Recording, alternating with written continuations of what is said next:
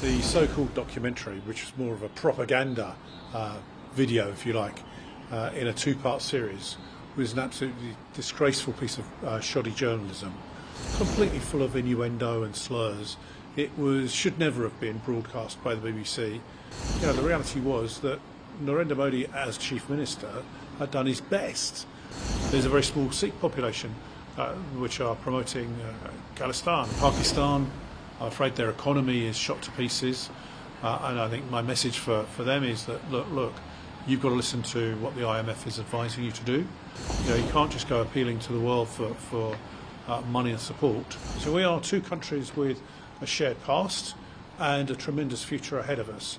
The one thing I agreed with, by the way, within this propaganda video, was the final comments, which said that Narendra Modi and the BJP government will probably be re-elected next time and the time after that. Happening at the time, when there's a big news happening, of BBC releasing a documentary on PM Modi and their income tax raids on the BBC office in Delhi and Mumbai. Yes. So how do you see all these things happening related to BBC and the documentary? Well, I don't conflate the two issues at all. I mean, obviously, the so-called documentary, which was more of a propaganda video, if you like, in a two-part series, was an absolutely disgraceful piece of shoddy journalism with an attack on Narendra Modi, both in his time as Chief Minister of Gujarat and then in his time as Prime Minister.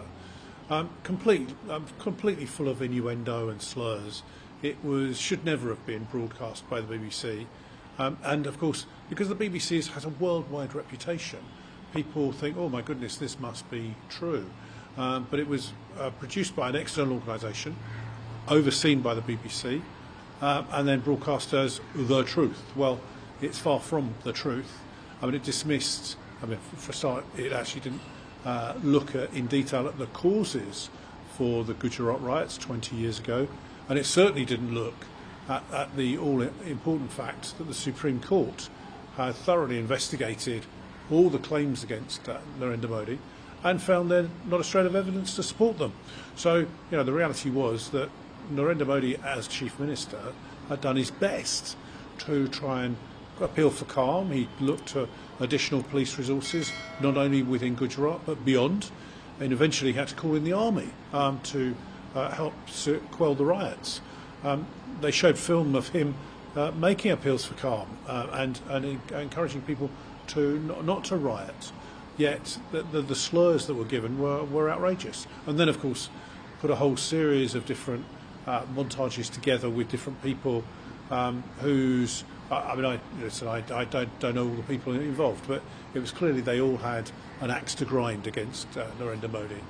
Now, the issue around the review of the BBC's tax affairs, I understand, is nothing new. This has been going on for quite some time, and obviously there have been discussions between the Inland Revenue here, the income tax authorities here, and the BBC. Obviously, this is a survey where the income tax authorities have looked to gather the evidence to establish if the BBC is doing anything wrong. I would say quite openly, it's the BBC's job in operating within India is to make sure they're accorded with the rules and regulations, and I'm sure it'll be cleared up very quickly. But that's up to the authorities, the tax authorities. It's also up to the BBC to make sure they're accorded with the rules that operate here. And I think there's a risk that a lot of the media have immediately said, "Oh my goodness me, this is some form of attack on the media." Personally, I don't see it that way. I think it's a review, it's a survey. At the moment there haven't been suggestions of charges or anything like that. So we are in the position whereby let the authorities operate, let the BBC act as they have done, in an open and transparent way, providing access to all the records and all the information, and then let the tax authorities come to their conclusions. And I trust that will be cleared up very quickly, because it's to the benefit of the tax authorities and for the BBC. You call this documentary as a propaganda video by BBC. So do you believe that this is an editorial choice of some of the people in BBC, or is it the policy of the British government? Let's be very clear. the BBC is not an arm of the British government. In fact, the BBC is frequently critical of the British government, and actually, to be fair, critical of all British governments there have ever been. That's their job. Their job is to ask questions, to look for evidence. But the key here is you can ask questions, but when there's evidence to the contrary, and it's quite clearly not the case, then you shouldn't be casting aspersions. And I think that's the difference here, which I think is extremely regrettable, because it would seem as if there was some sort of agenda with the BBC to disrupt UK-India relations, and I think that's a great shame. I asked our Foreign Secretary, James Cleverly, within the Chamber, Foreign Office questions, to actually make clear the government's policy, and of course he made clear the BBC is an independent organisation. They must do whatever they choose to do, but it is not the policy of the British government. And the British government regards India as a strong friend and a strong ally. And of course, we signed about a year ago now a cooperation agreement between the UK and India on security, defence and other matters, and that demonstrates the goodwill between our countries. So we are two countries with a shared past and a tremendous future ahead of us, and we are at the moment negotiating what could be an incredible free trade deal which will benefit India and the United Kingdom. So anything that disrupts that, I think, is regrettable, particularly when it's without foundation. This episode has created a ripple effect in the country, because next year is the election time. Yeah. So does it somehow affect the relations between India and the Britain? Well, I sincerely hope not. I mean, I think the one thing I agreed with, by the way, within this propaganda video, was the final comments, which said that Narendra Modi and the BJP government will probably be re-elected next time and the time after that. And so they deserve it, because the Indian government have done a remarkable job under Narendra Modi of transforming the economy in India, leading India to become the fifth biggest economy now in the world, on track to become the leading economy in the world on the way that it's going, and the most populous country in the world. We also have to celebrate the fact that India is the biggest democracy in the world, where the government can be replaced if that's what the people decide. So from that perspective, it's very important that we build the friendship and we build the relationship between the two countries, and we do so because obviously India has the G20 role this year. It's going to be welcoming the leaders of the world to here, and it's important that we cement our goodwill and good relations. And if we don't, that will be detrimental to India and also to the United Kingdom. Let's talk about the other things. Like in Britain, we have seen anti-Hindu sentiments growing up. Especially among the Islamists and the Khalistanis. Who are holding a stronghold in cities like London, and there was an attack on temples in Leicester as well. Sorry, I've been in India for this week, so I haven't seen all the details of what's gone on. The reality is that what we have to do is to counter this narrative.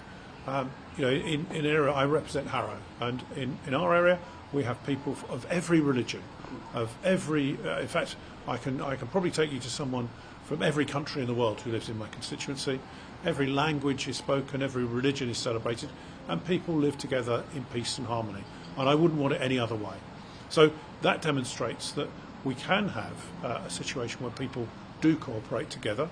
It's very important that the different faith organisations come together, they speak together, and if there's any concerns, any tensions, then actually they talk about them rather than resorting to demonstrations and causing trouble.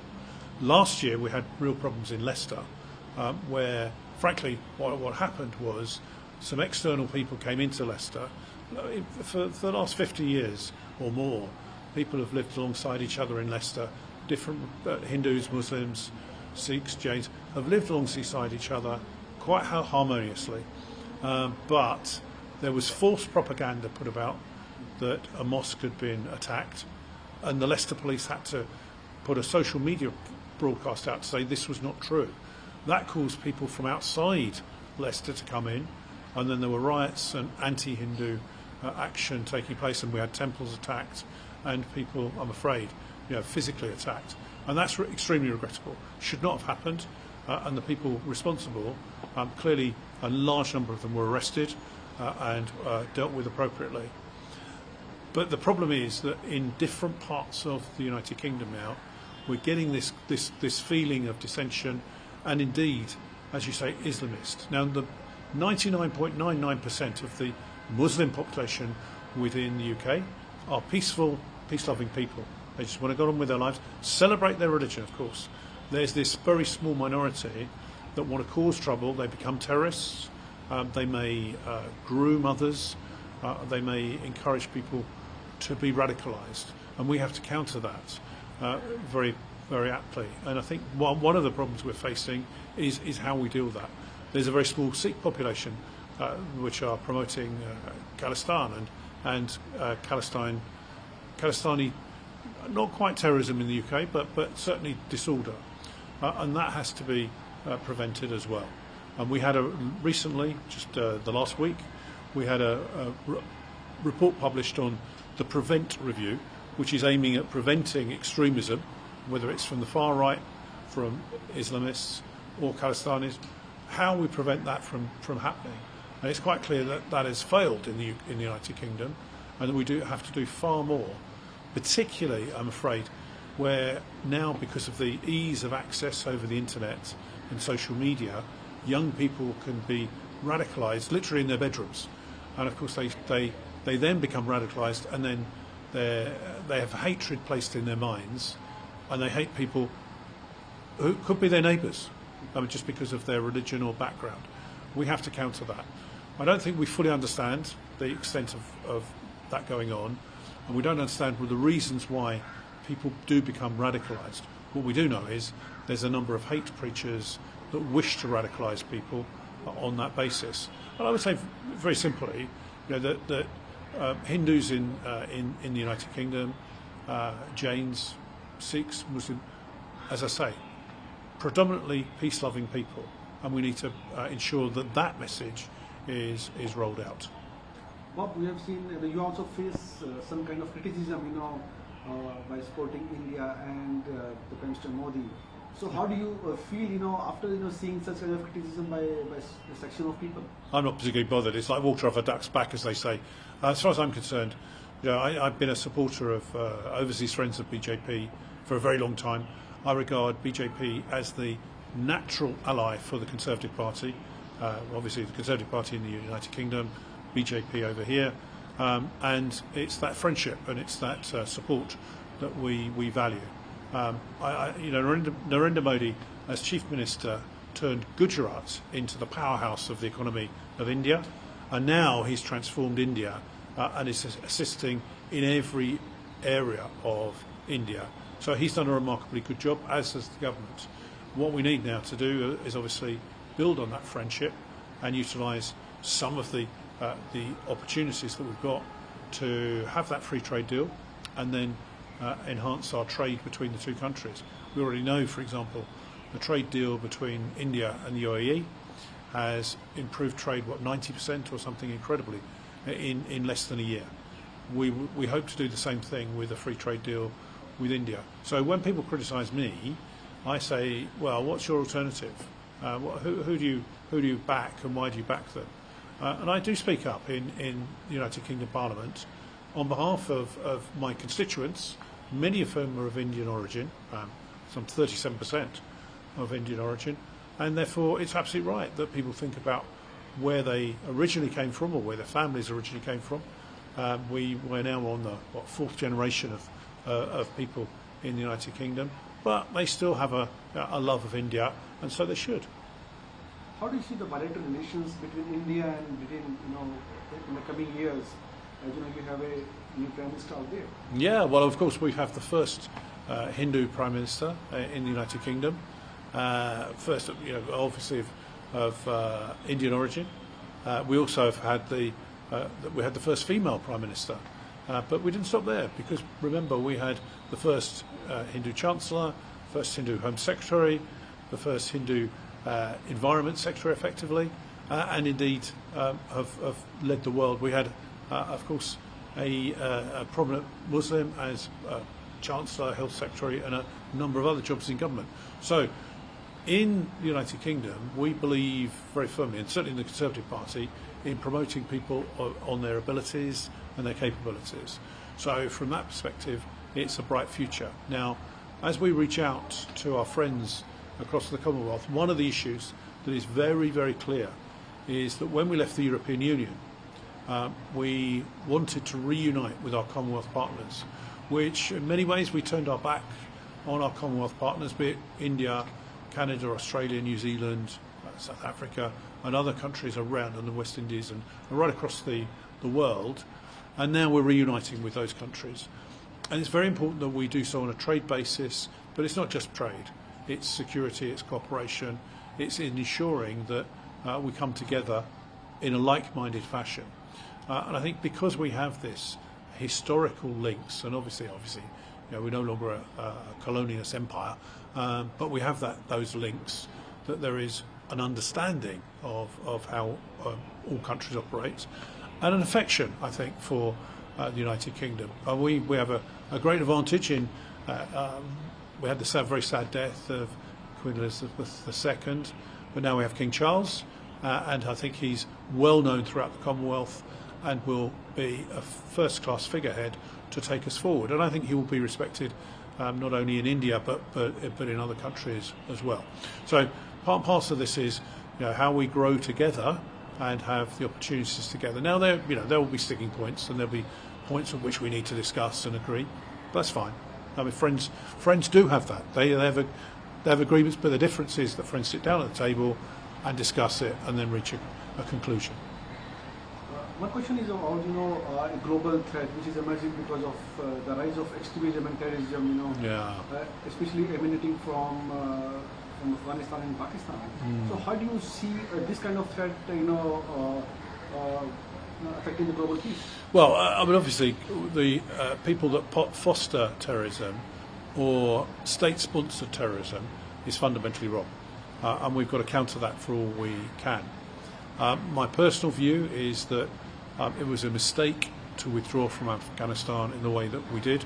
Obviously, the Americans made the key decision to withdraw their troops, and that meant that we had to follow, because we would not be in a position to carry out the duties there by ourselves. So that to me was a mistake, because we've seen once again the Taliban take over, and gradually and slowly we've seen the Taliban extinguish women's rights that were hard fought and hard won. And I think that's a really retrograde step that's taken place in Afghanistan. We do know, of course, obviously, that Afghanistan, Pakistan is part and parcel of the drug trade, the illegal drug trade that takes place, and we need to counter that as well. In Pakistan, I'm afraid their economy is shot to pieces, and I think my message for them is that, look, you've got to listen to what the IMF is advising you to do. You've got to bring your economy into shape. You can't just go appealing to the world for money and support, but you must put things right. And the first duty then is to say, look, where you've got terrorist bases, particularly in the illegally occupied part of Kashmir, have those terrorist bases dismantled, and then restore peace.